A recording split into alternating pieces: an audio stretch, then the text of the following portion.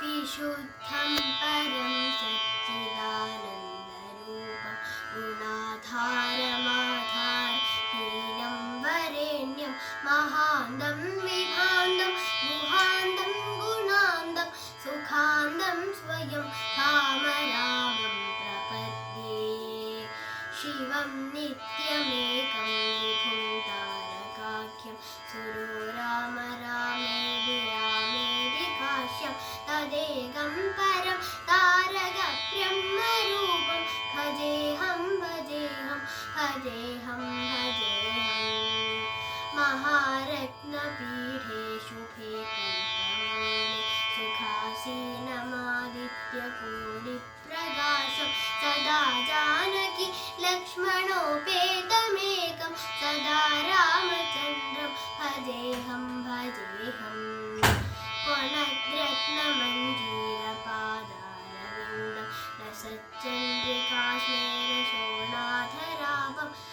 नमद्ब्रह्मरुद्रादिकोटिरत्न पुरत्कान्तिनीराजनाराधितां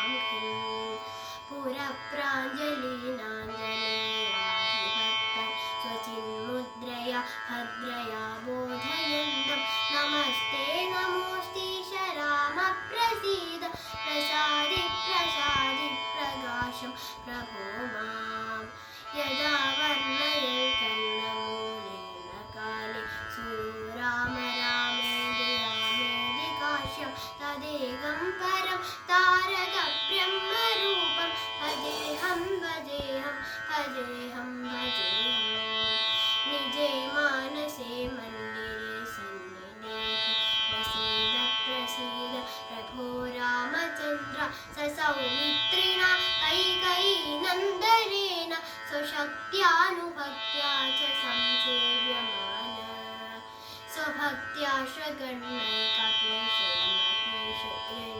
श्रगण्यैकपीशमहेशयनीकैरनेकैश्च राम प्रसीद नमस्ते नमोऽस्तीश राम प्रसीद प्रसादि प्रसादि प्रकाशं प्रभो मां